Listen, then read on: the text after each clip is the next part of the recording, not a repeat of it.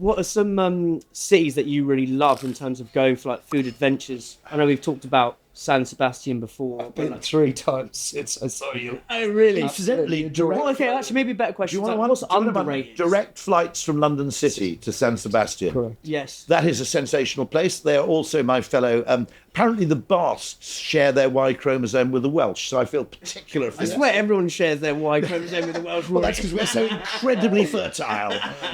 No, but actually, in every respect, that place is gorgeous, isn't it? I adore it. And all the surrounding villages as well in the town. Yeah, absolutely. What about like anywhere like underrated then? Would you say like people that are probably not on people's radar? That's really good. Really fucking good food. Do you know what? I've not done a lot of travel since I saw you last. But I you know me. I love northern Italy. Love Tuscany. I love the Veneto, and I love going up into the mountains. You know, around Lake Garda, going up into Alto Adige. Totally underrated place for food, because you have that sort of border between Germanic and Italian happening there. So they've got unbelievable pasta and fantastic meat, gorgeous wine. Yeah. Really, really lovely. Generalization: every number 2 place is underrated, and every number 1 place is overrated. Go on, tell me more. Well, what tends to happen is that fame tends to confer itself in a kind of winner-takes-all effect. Okay, which is what you might call Solcombe. Okay, right? We're in Devon. In Devon. Yeah. Okay, which is actually too popular for its own good. Okay. Correct. And I'm worried about San Sebastian, but that's That's an interesting point, which is fortunately the airport isn't big enough. That's why London City flies to San Sebastian, because it can take internal flights from Madrid and Barcelona, and it can take the little planes from London City. But you can't. No one, basically, Ryanair won't be able to fly there. But no, I mean, San Sebastian luckily has a bit of a moat to prevent it becoming ruined. It's hard to get to. Because it's hard to get to. Yeah. You fly to Bilbao and drive will be the only other way, I guess. But generally, the number 1 place is too popular, is unjustly popular, and therefore the number 2, the number 3, the number 4. It's a rule of markets. It's a Dirichlet distribution, if you want to get really nerdy. It happens in brands. In other words, the brand leader always enjoys both an unfair advantage for 2 reasons. When I say unfair, what's unfair?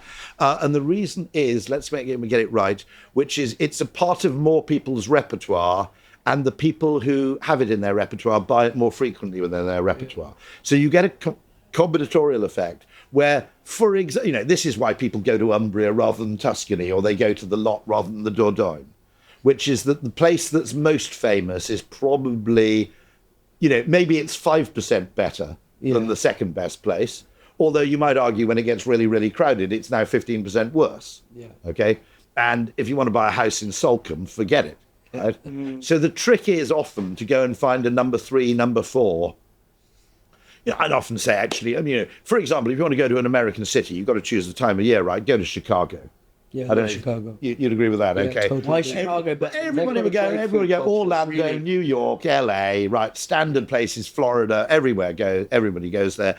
And actually, Chicago is the best big city in America. Yeah. Because, well, first of all, it's an American city. Yeah. Okay. It's a really, really American Midwest. By the way, the food scene is fantastic. Absolutely incredible. Yeah, right? really, really great. You've got barbecue. You've got all of the Midwest coming in. You've got posh restaurants. You've got Michelin star. Wow. You've got unbelievable burgers. You've got really great bars. It's a great town. It's a fantastic when town. People I suppose people go pick New York. And also there aren't that many tourists. So I always say there's a kind of, you're staying in the right place if you're at the hotel breakfast, and at least half of the people having breakfast aren't tourists. Yeah. Okay. They're there for some other reason. Yeah. When a place becomes entirely about tourism, you kind of lose something. You lose all the authenticity. All the authenticity is gone. And this is why Airbnb, this is one of the things I'm really conflicted about, okay? Airbnb, if you're a Welsh farmer and you convert a stable which no one would live in and you convert it into a holiday let, Airbnb is an absolute joy. If you're trying to live in Barcelona, it's a living nightmare, because it's more profitable to Airbnb a 2-bedroom apartment for 14 weekends of the year than it is to have a local living in it for 365 days. Which is wrong. And, fundamentally, you get these effects. And the winner takes all effects absolutely beset tourism. I mean, actually, tourism's kind of stupid because an awful lot of tourism is people going somewhere far away for bragging rights. That's actually less interesting than something nearby. I'll give you an example of this, okay? I used to do this with an audience of 500 people. I go, okay, how many people here have been to Machu Picchu? And you get about 10, 15, or if it's Gen Z, it's everybody puts out their hands because it's their gap year. Then you go, how many of you have been to Lincoln Cathedral? Right? And you get half, and two of them will be people who either went to university in Lincoln or grew up there. Yeah. And I go, no, objectively speaking, right, Lincoln Cathedral is every bit as interesting as Machu Picchu. And there's a fucking castle next door with an original copy of Magna Carta or something, right? And you can get there in a day on the train for like 23 quid. You don't get altitude sickness, but it doesn't have many bragging rights. And so an awful lot of tourism is kind of bollocks because people go there to say they've been there. Espressos is sponsored by supply chain software gurus Unleashed. It talks to your e-com and accounting software. It's helped islands cut admin time in half, get granular clarity on your margins, know where your stock is. Don't miss availability. Brands like Candy Kittens, Tiny Rebel, and Trip all use Unleashed, and so should you.